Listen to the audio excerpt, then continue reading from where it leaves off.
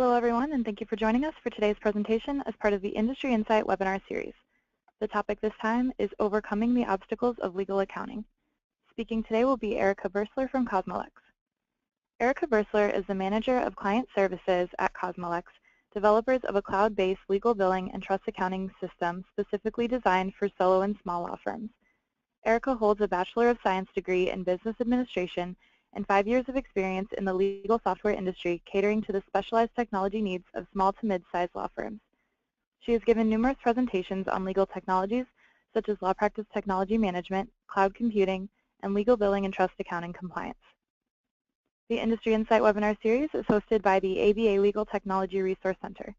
To stay updated on upcoming webinars or view previous videos, visit ambar.org/industryinsight. You can also stay updated on legal technology news through our blog, lawtechnologytoday.org. The presentation today will be followed by a Q&A. Please enter your questions into the question box in the webinar panel on the right side of your screen. All questions will be addressed at the end of the presentation. We are also recording this webinar, and we will be sending the video in a follow-up email in a few days. We will also post the video on our blog, which again is lawtechnologytoday.org. Thank you all for joining us. We'll now begin the webinar. Great, thank you so much. So as mentioned, today's presentation is all about legal accounting, more specifically overcoming the most common obstacles that law firms face when handling their accounting. And we do realize that accounting knowledge is probably the weakest area in law firm expertise. It's not really what attorneys go to school for or what they really focus on. However, proper accounting and bookkeeping is an essential component of a successful practice. Your law firm survival and profitability definitely does depend upon this. So we do have two different goals today. First is to provide you with sufficient details so that you can better appreciate what's involved in legal accounting, and that's exactly why we'll be taking a deep dive into exactly what law firm accounting is, and also to provide you with sufficient know-how so that you can interact better with your bookkeeper and accountant. And it's important to note that many general-purpose CPAs and accountants, they don't have a full grasp of what all is involved in legal accounting. And at the end of the day, this is your business. These are your trust accounts, your business accounts, all of that. You want to make sure that you have a good idea as to what should be done, and they can do the work, of course, but you want to have a good idea as to how things should be done. I will also be using CosmoLex to demonstrate a few of these different topics. CosmoLex is a cloud-based practice management system with fully integrated accounting as well. So with that, let's review our agenda for today. So first off, like I mentioned, we'll be talking about what exactly is legal accounting, what is the classical billing and accounting gap, 7 law firm accounting challenges, and how can we bridge the gap? Like, how could we come up with solutions to those challenges?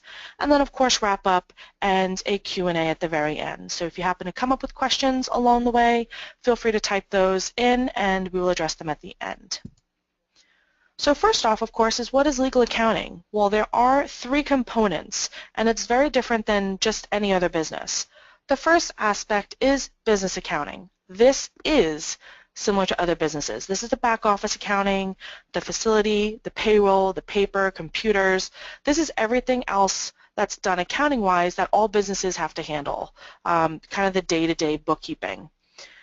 This, however, has nothing to do with fiscal matter management, which is specific to law practices, and of course the retainer management, which we'll get into in the next 2 items. So the second item, so the first item most businesses deal with, the second item, matter, cost, and income accounting. This is where your expenses, those out-of-pocket expenses that need to be reimbursed by the clients, that's specific to law firms.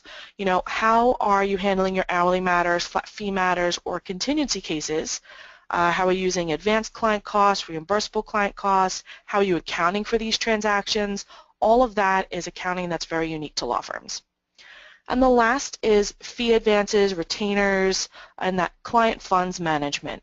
So you do need to manage this either as retainers, client escrow, whatever it may be, possibly in a trust account. This is completely unique to law firms also, and there are a lot of compliance regulations which are in place that are not optional, especially when dealing with a trust account. So it's important to know that when we talk about accounting for your law firm, it's not the same as accounting for any other business. There are those three different components. This is just a very quick overview of a chart of accounts. So chart of accounts, also known as a general ledger, is the foundation of double entry bookkeeping. So with any entry that you make, there is, like for instance, for an expense, there's an entry on the expense side, and when that's reimbursed, there's an entry on the income side. Now, there are different types of accounts. You have income, which may perhaps would be like your fee income, expenses, which could be office supplies, rent. There's assets, which could be your cash that's in the bank, property, equipment. There's liability, which would be lines of credit, or if you have any client advances. And lastly, equity. So those are like your retained earnings and capital investments. These different accounts are what make up your profit and loss and your balance sheet. So every transaction that you do, whether it's just for the business, if it's trust accounting, if it's a matter cost, everything needs to go back to the chart of accounts. And like I said, that's what leads to your profit and loss and balance sheet. So the profit and loss is specifically the income and expense accounts. It's also known as the income statement, same thing. And this is for a specific time period, most commonly annually though. And this is to understand the ebbs and flow of the income and expenses.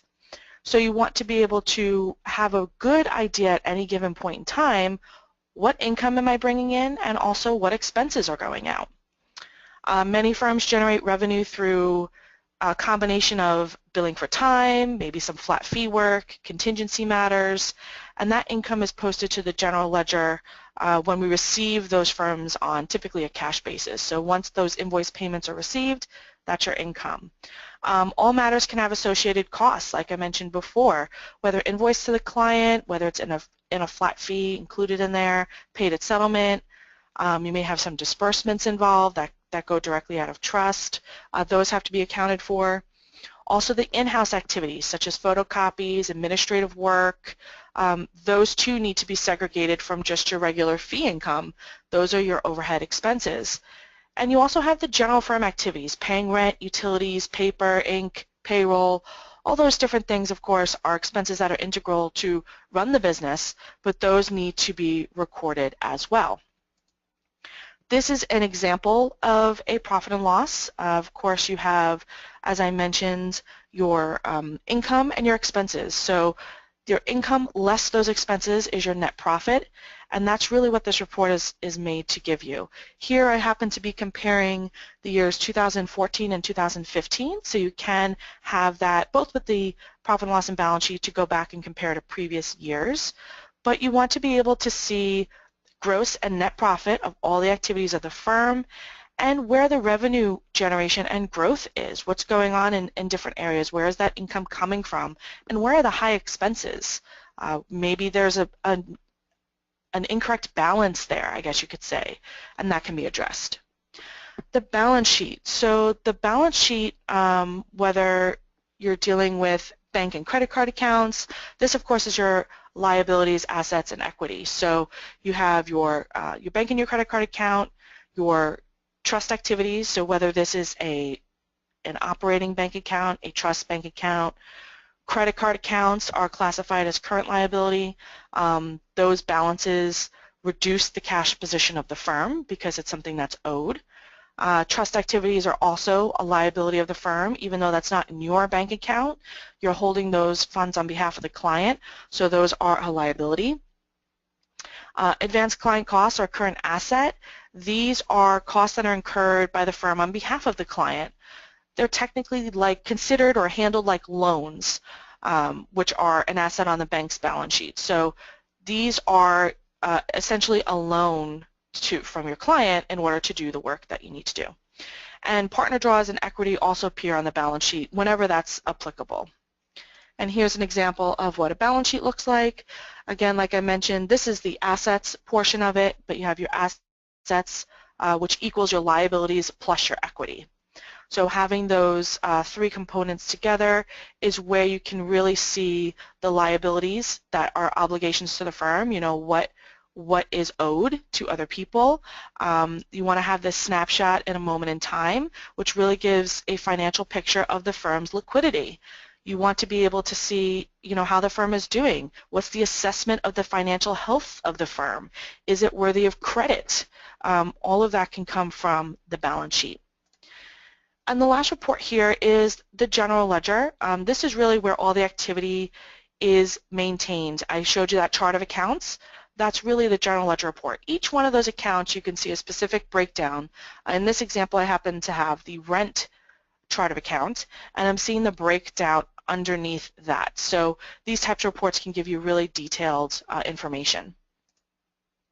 Some other reports you want to keep in mind is trial balance reports, which is basically everything that's in your chart of accounts. Statement of cash flows provides some essential data to manage the various activities of the firm. Really, how is that money flowing? Where is it coming in? When is it coming in? Are there periods of the year where a line of credit is necessary? Those are for those types of decisions. For collection, how long does it take to receive money from clients? That's vital information. Is something that needs, do you need a line of credit or something else to help you through slow periods? Is there an improvement in the collection process that can be done? And revenue by timekeeper is just seeing whether it's in-house or off-council, what are they bringing in, what is each person bringing in that could lead to compensation depending on how your firm is set up, but it's also good to know where that revenue is coming in and from what sources. So that's just the basics of the accounting, and this is where we come to the billing and accounting gap. So for your firm, you know, many of these numbers come from billing. Invoice payments, cost reimbursements, there is a very tight correlation between these two different areas.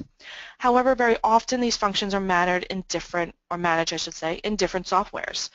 The separation of the accounting software, usually from billing and practice management, which are often put together, that does result in a classical gap, where that person doing the billing and practice management is on one side and the person doing accounting is on the other side in two separate softwares.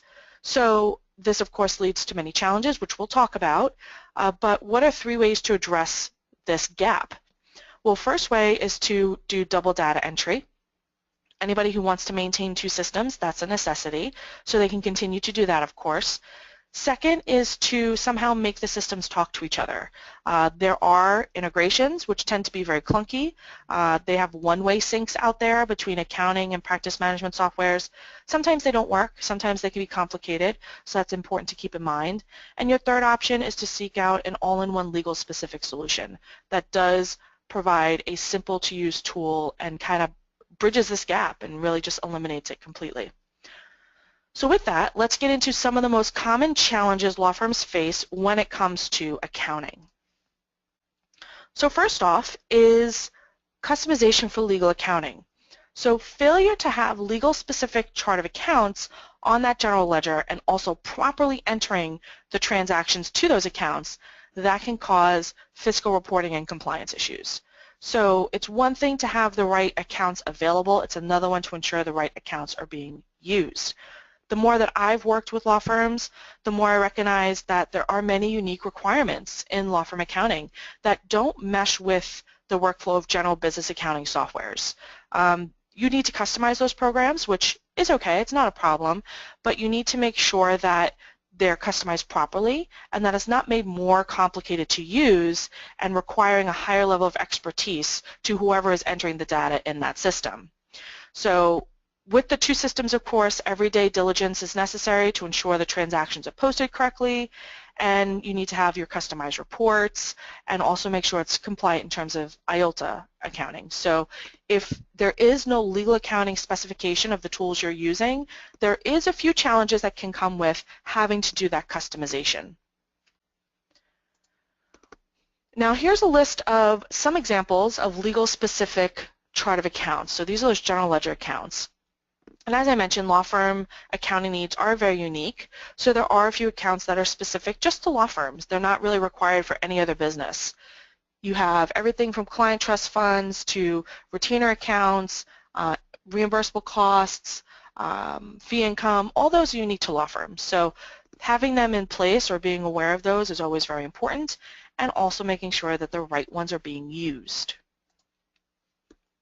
The second is double data entry. As I mentioned before, it's inevitable when you're using two different softwares, but a key focus when evaluating a firm's workflow and efficiency is always reducing the number of times a task is touched or that data is entered. You want to do certain activities as infrequently as possible. Why? Well, because keying entries definitely can happen. The more you enter a particular point of data, the higher the risk of making a key entry. And since the practice management and business accounting are often in two separate systems, it is essential that the same data does appear in both systems. So even if there is a keying error, it needs to be caught. Human error exists. We can't say that, oh, even though I'm using two softwares, there are no mistakes. That's not going to happen. That's not realistic. So to find those mistakes would be quite difficult. But if you are using two separate systems, there needs to be a very firm reconciliation process in place to ensure that they both match each other, especially if you're using any sort of export, import, or syncs. A lot of times they're one-directional. So you'll make a change in one program, it'll show up. But if you make a change in the second program, it's not going back to the first one. So just be aware of whatever type of entry you're doing, that there can be risks involved with making sure all the data matches. Our next item is handling client funds. So whether it's the trust account or in a business account, if it's allowed, proper due diligence is always required. So let's talk about the two different types of client funds. First, you have the operating retainers. Now, operating retainers are allowed in some states, but not allowed in most. So please check your state requirements prior to using operating retainers or accepting those advances into the operating account. But just as with trust retainers, operating retainers are booked as an asset when they're deposited. They're not yet income. They're only moved to income as the work is done or completed or the expenses are incurred. While that money is held in your operating account, it is important that that is segregated when it comes to accounting. It needs to be handled a little bit differently as an asset until that money is earned and then it becomes income. Now, evergreen retainers, which is just replenishment retainers, that's it when you have possibly a minimum to be kept on account. Maybe legal services and expenses are paid from a retainer. You want to make sure that there's no deficiency. I hear all the time a lot of law firms say, oh, I don't do collections, I only work on retainer. Collections come into play when you're dealing with retainers because retainers deplete. Very rarely are they refunded, very rarely is there a balance left. So you may be halfway through a case where a retainer is down to zero and then you have to seek replenishment. Why not seek replenishment before it's depleted? So it is important to have a system that reminds you when a retainer balance is low so that you can go ahead and prompt the client for replenishment before all of those funds are gone. Next is, of course, the trust account. So we're sure you know the basics of trust accounting, at least I hope so, but maintaining a separate bank account and tracking those client transactions, it's essential to have a very close eye on the individual ledgers per matter, what those transactions are, what retainer funds are available, what gets applied to invoices. All of that is important to keep very close tabs on. And as I mentioned before, it's a liability of the firm, so that is a balance sheet account because these are monies held on behalf of the client. You haven't earned it yet, it's not income, it is a liability to the firm, and then once you apply that to an invoice or you apply it to fee, then that will go ahead and become revenue for the firm. So for most, holding funds in escrow is clearly a liability because it's usually dispersed to other people, but it is important to understand that even if that money is planned on being earned at some point, it's still a liability to the firm. Trust activities never appear on the profit and loss. They're actually, as I said, an activity of the firm and must be part of the overall financial statement of the firm. So it's not on the profit and loss. The only time that money will ever move over is if it's earned through fee, basically applying a fee to the client. And at that point, like I said, that's when it will go ahead and move over. So the trust account, it's very important to understand that those should be recorded properly. And this is where using the right chart of accounts gets a little tricky. You want to make sure that those who are handling those entries are making sure that the trust deposits are liability and not income. That's one of the things to keep a close eye on. A little bit about trust accounting, because it is an essential part of legal accounting, is we know the basics, the general idea, but what's it all about? We talk about why is it easy and why is it hard. So some of the reasons why it is easy is because you don't have to worry about a lot of the same factors of just regular business accounting. There's no profit and loss, there's no depreciation, no amortization, no interest accumulation. Typically, if you have an IOLTA account, that money usually interest comes in and then goes right back out. So it kind of cancels each other out for the most part. There's no tax accounting. That has nothing really to do with your declared income. And there's no account management in terms of fees or bank fees. Now, there are some banks that take those fees out of trust, and I'm just letting you know that that's not the right way to handle a trust account. Those fees should be taken out of a linked operating account. So inquire with your bank. They may actually have trust accounts. You can open them up, but maybe they're not handling them properly. So you do want, again, educate yourself to know how those funds should be handled, because at the end of the day, it's your fiduciary responsibility to make sure they're handled properly. Now, what makes it hard? Well, there are a few things that are very important to do, and like I said, regulation and compliance come into play. You must track those funds for each and every matter. You must reconcile those books monthly. With an operating account, you have much freer reign. You can do kind of what you need to do. Trust account, it's your client's money, so that needs to have the proper due diligence and every single month have that reconciliation done so you can catch those mistakes if they were to happen. And you must provide three-way reconciliations, which is a combination of checking the book balance, the bank balance, and those client ledgers together. Those three items should match. That's kind of the ultimate check for a trust account, saying, okay, everything's good. And if an auditor were looking at your account, that's really what they would be looking for. And lastly, which kind of ties into everything, is maintaining an audit trail, having a record of everything that happened, all of the reconciliation reports. If some obscure situation did occur, why did it occur, and being able to have a really good reasoning for it. All right, our fourth item is client cost recovery. So it is not uncommon for matter expenses to be paid from the operating account, which typically may be in a separate accounting software, and then fail to be posted to the matter in the billing program or whatever that might be used. That's not uncommon. Actually, many of my clients have told me that income, yeah, my income, I lose a percentage of income just on costs that are not captured, which is unfortunate because it's definitely preventable. So you want to be able to reduce that leakage of income and not forget to post those time and expenses incurred. Now, how does that happen? Well, one of the reasons, and I'll show a little bit in my demonstration later, is by having everything together. That, of course, will reduce the risk of that occurring. And, of course, you need to know how to book those costs. So there are two types of matter costs. You have your hard costs, also known as direct costs, and soft costs, which are known as indirect costs. So both of these are somewhat linked to the matter. A hard cost are expenses paid by a transaction, check, credit card, cash, whatever it would be, directly attributed to a matter, like a filing fee, expert witness fee, those types of things. So it's important to enter those expenses exactly as they occur and then link that to the matter in that moment. Very often these expenses are on credit cards, so you want to be able to, you know, very often we use that credit card and don't actually keep the receipts or don't itemize what those expenses are. So to be able to, for instance, import your credit card statement into a system and say, okay, this is a matter cost, this is not, this is this, this is that, it makes sure that everything gets captured. So you want to stay on top of that for sure.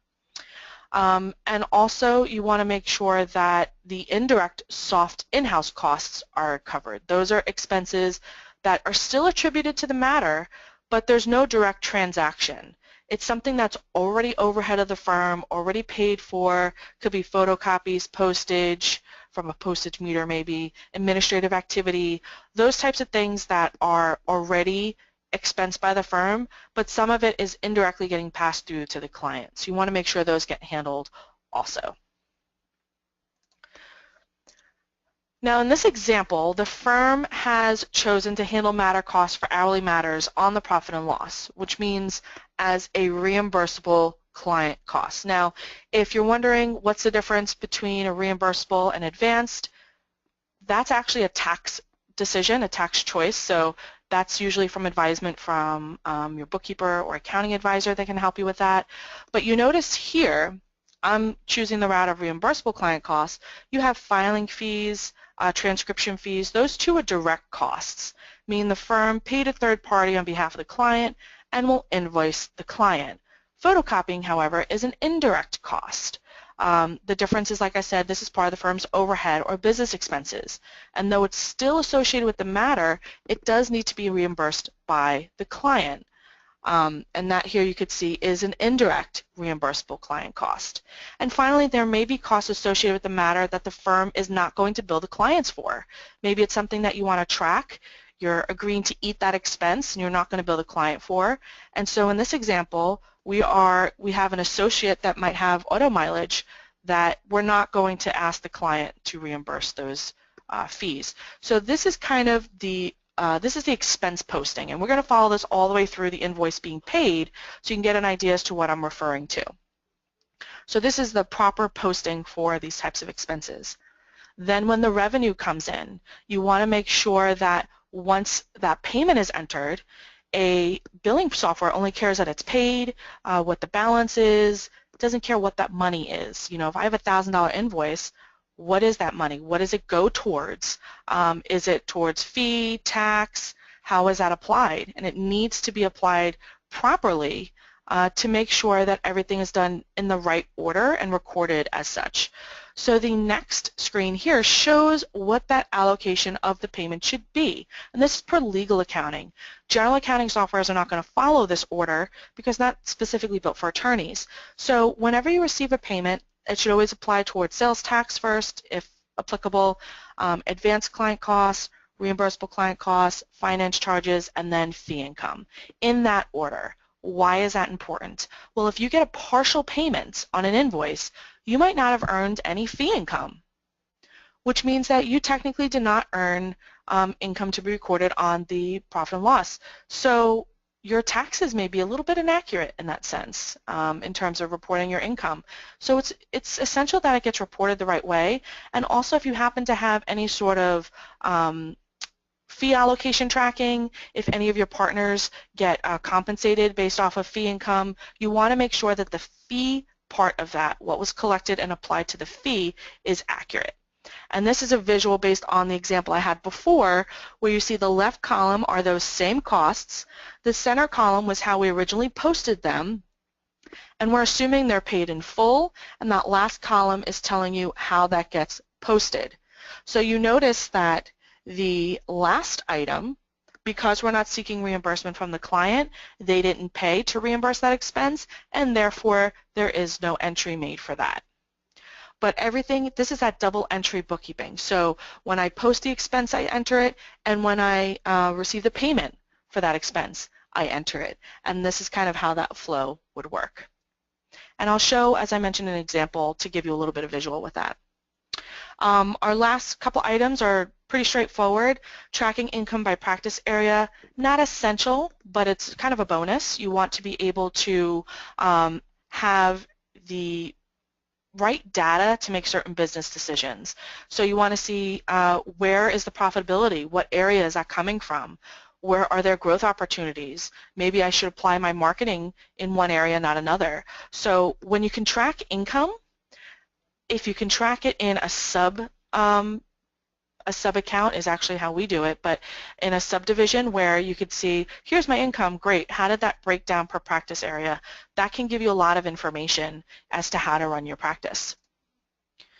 And the last one is challenges of credit card processing. So Credit cards are a great convenience for you and your client. However, it's important to know the accounting challenges that can arise if the right tools or providers are not being utilized. And you can have challenges both with your merchant provider. As I mentioned before, banks don't always handle trust accounts the right way. Excuse me. Merchant service providers don't always handle those trust deposits the right way. So you want to make sure that you're using the right providers and have a right setup. So some of those challenges could be, especially if you're using a separate system, how will your accounting system know whose invoice is paid? You know, and this is with a credit card. So let's assume it's being paid online. Your billing program has the invoice. Your accounting system receives the deposit. How do we connect the dots? How do we know this payment and who it's for, what invoice that's for? How do you manage credit card batching? You have in your accounting system received a $20,000 deposit from Visa. Great. Who is that for? What invoices is that towards? There's a lot of challenges that can arise with that, and it requires then a lot of manual reconciliation and digging. How will you handle voids and chargebacks? Maybe from a billing perspective you want to refund the customer, but that needs to be reflected both from a billing standpoint and also from an accounting standpoint. How is that being refunded to the customer? And how are you processing the fees? How are you entering those processing fees, I should say, that come with credit card transactions? Every merchant provider gives a certain percentage fee that they charge for transactions. How is that being recorded? They need to be entered monthly whenever they're charged. And are they deducting the fees from the trust retainers? Because like I said, it should not be from the trust account.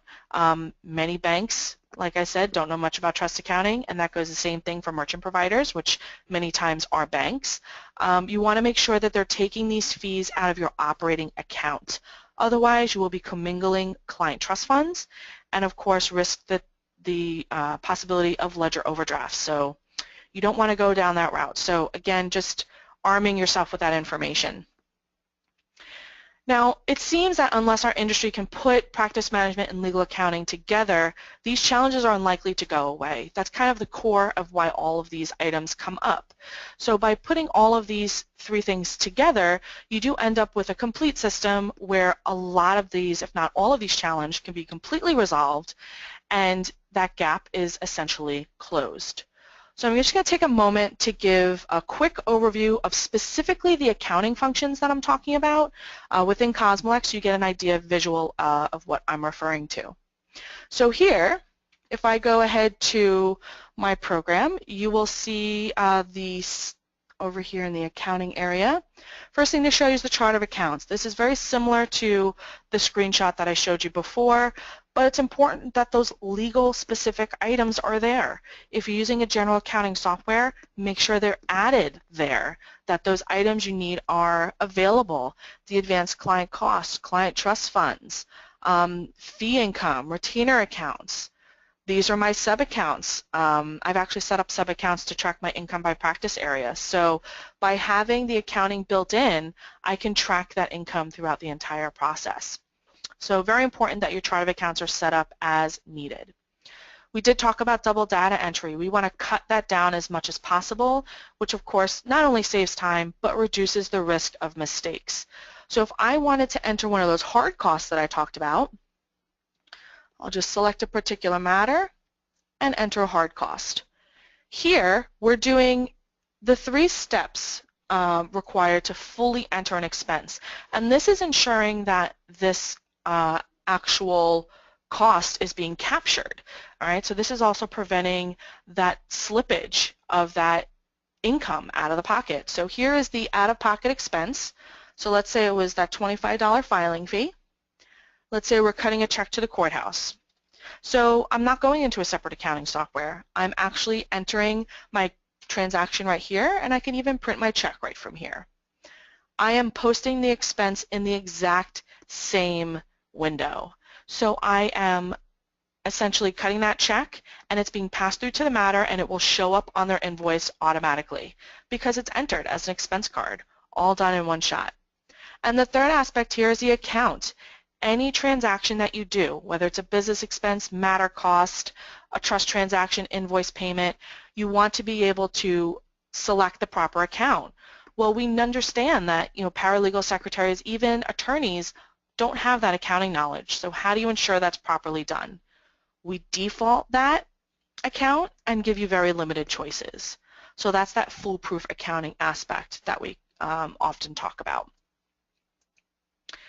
And one of the prime examples I want to make sure to cover is when you're dealing with your invoice payments. So when that invoice payment comes in, if I go ahead and pull up a paid invoice right here, and I'm going to show you one that has a lot of information on it. It's got all different types of fees and expenses. And this is showing that allocation when I mentioned how those expenses get allocated from an income perspective. This is the same thing. So I have a bunch of items on my invoice. I have discounts, overhead, fee. I applied my payment, and then down here is how it was allocated. These allocations happened automatically. So while I was on the slide prior, you might have been saying, well, how do I know how to post these costs? You don't have to worry about it. Some of the accounting settings take care of posting the expense, and then the posting of the income once the invoice is paid is done automatically for you. You don't actually have to do those postings at all. And then, of course, the last item that we talked about was the credit card processing. So we happen to integrate with LawPay, so you can handle your credit card processing directly in the software.